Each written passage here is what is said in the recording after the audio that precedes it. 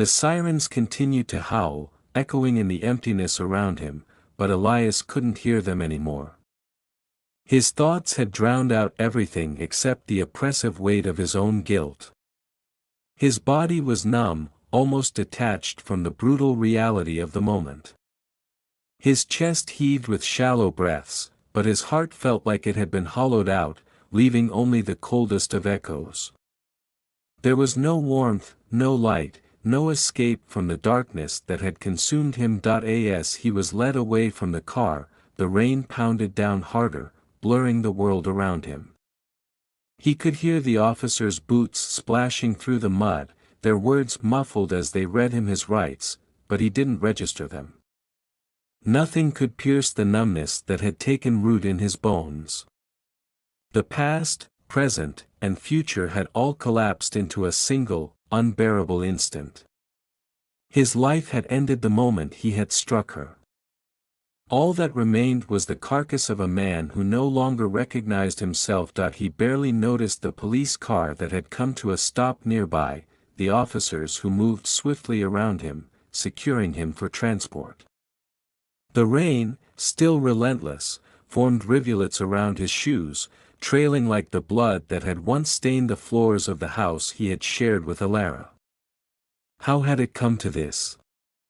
How had love, his love, twisted into something so grotesque? It was as though some monstrous force had taken root inside him, feeding on his jealousy, his insecurities, his need to control. And now it had consumed him completely. Elias thought of Alara again, her eyes, wide and filled with fear, the soft gasp that had escaped her lips when the first blow landed. He could hear her voice in his mind, calling out to him, asking why. Why had he done it? What had driven him to shatter everything they had built?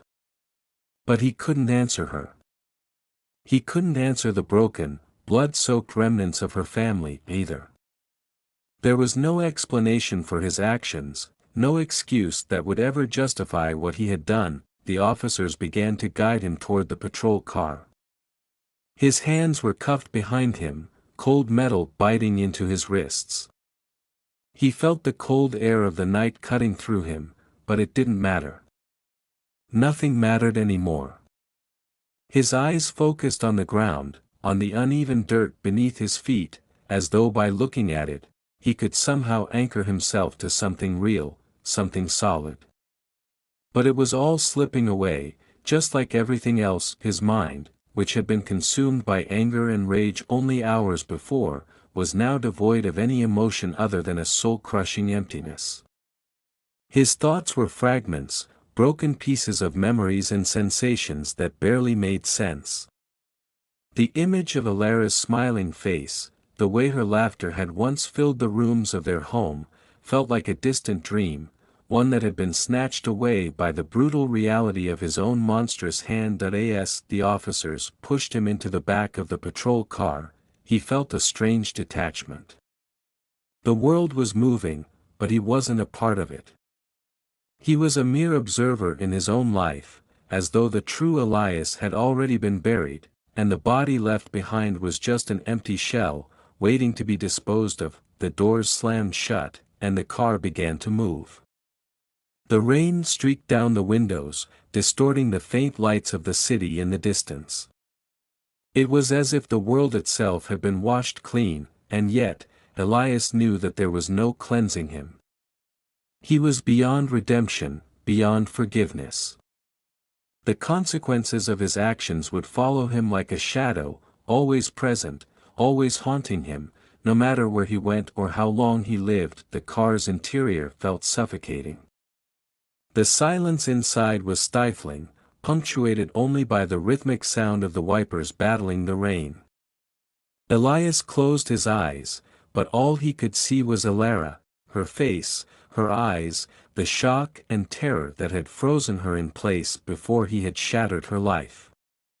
The tears came again, hot and unbidden, mixing with the rain that had soaked him to the bone. There was a moment, fleeting and almost imperceptible, where he wondered if he could still turn back, if he could somehow reverse the damage he had done. But deep down, He knew that was impossible. There was no going back.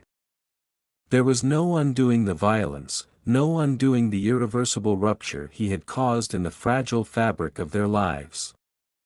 The lives of her parents, her family, all had been shattered in an instant, and he had been the one to shatter them. As the car sped through the night, Elias felt a strange sensation rise within him, a hollow sense of finality. The journey to the station was only the beginning of his penance, but it wasn't the punishment that gripped him. It was the realization that his soul had been lost long before the police had arrived, long before the sirens had echoed in the distance. That he had already sentenced himself. The rest of his life would be spent in a cell of his own making, trapped in the unrelenting prison of his mind, where the ghosts of Alara and her family would never cease their haunting. There was no escape from that. No matter how far he ran, no matter how many years passed, he would never be free of the horror he had unleashed. As the patrol car slowed to a stop in front of the police station, Elias didn't look up. He didn't need to. He knew where he was. He knew what was waiting for him. And even though the door was about to open, even though the officers would drag him out, he remained motionless, staring into the nothingness that awaited him. In the end, that was the only truth he had left.